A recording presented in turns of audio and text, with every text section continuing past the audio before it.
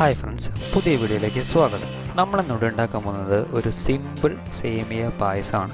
So അപ്പോൾ എല്ലാവർക്കും സേമിയ പായസം ഇഷ്ടമാണെന്ന് വിചാരിക്കുന്നു. അപ്പോൾ ചാനൽ സബ്സ്ക്രൈബ് ചെയ്യാൻ മറന്നിട്ടുണ്ടെങ്കിൽ ഇപ്പം തന്നെ സബ്സ്ക്രൈബ് ചെയ്യുക. അപ്പോൾ ഏറ്റവും ആവശ്യമായിട്ടുള്ള ഐറ്റം എന്ന് പറയുന്നത് നമുക്ക് 1 ലിറ്റർ പാലാണ്. നമ്മളിവിടെ 1 ലിറ്റർ പാലാണ് എടുത്തേക്കണേ. പിന്നെ ആവശ്യമായിട്ടുള്ളത് നമ്മൾ റോസ്റ്റഡ് സേമിയാണ് നമ്മളിവിടെ ഉപയോഗിക്കണേ. പഞ്ചസാര, മുന്തിരി, ഏലക്കായ, കാഷ്യൂനട്ട് ഇവയാണ് നമുക്ക് ആവശ്യമുള്ളത്. അപ്പോൾ പാൽ ചൂടായി കഴിഞ്ഞാൽ നമ്മൾ 1 കപ്പ് സേമിയ, റോസ്റ്റഡ് സേമിയ നമ്മൾ പാലിലേക്ക് ഇടുക. അതിനുശേഷം നന്നായിട്ട് ഇളക്കി കൊടുക്കുക. അതിനുശേഷം നമ്മൾ പഞ്ചസാര, അതായത് 1.5 കപ്പ് പഞ്ചസാരയാണ് നമ്മളിവിടെ ചേർത്തേക്കണേ. അതിനുശേഷം വീണ്ടും നന്നായിട്ട് ഇളക്കി കൊടുക്കുക.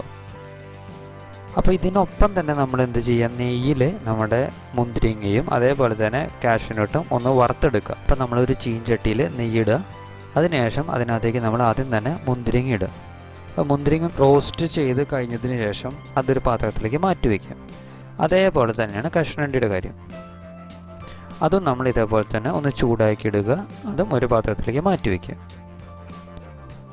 അപ്പോൾ അതെല്ലാം നല്ല ഭംഗിയിൽ വന്നിട്ടുണ്ട്. ഇനി നമ്മൾ സേമിയ വെന്തോ എന്ന് നോക്കുക. സേമിയ വെന്ത് കഴിഞ്ഞാൽ നമുക്ക് ഈ ഇൻഗ്രീഡിയൻസ് ഒക്കെ അവിടെ ആഡ് ചെയ്യാം. അത് കൂടാണ്ട് ഏലക്കായ പൊടിച്ചത്, അതാണ് നമ്മൾ അഡീഷണൽ ആയിട്ട് ആഡ് ചെയ്യാം. കുറച്ചുകൂടി ടേസ്റ്റ് കൂടാനാണ്. അപ്പോൾ ഏലക്കായ പൊടിച്ചതാണ് നമ്മൾ ഇപ്പോൾ ഇട്ടിരിക്കുന്നത്. അതിനുശേഷം നമ്മൾ ഉണ്ടാക്കി വെച്ചിട്ടുള്ള നെയ്യിൽ വറുത്തെടുത്ത ഇതെല്ലാം അതിനകത്തേക്ക് ഇട്ട് കൊടുക്കുക. അപ്പോൾ ഇതാ നമ്മുടെ സിമ്പിളായിട്ടുള്ള സേമിയ ഇവിടെ റെഡി ആയിരിക്കുന്നു. അപ്പോൾ അത് നന്നായിട്ട് തിളച്ച് നല്ല സൂപ്പറായിട്ട് വരുന്നുണ്ട്. സോ അതൊരു പാത്രത്തിലേക്ക് ഒഴിച്ച് മാറ്റി നമുക്ക് സെർവ് ചെയ്യാവുന്നതാണ്. അപ്പോൾ ഇതാ ഇവിടെ സിമ്പിളായിട്ടുള്ള സേമിയ പായസം റെഡി ആയിരിക്കുന്നു.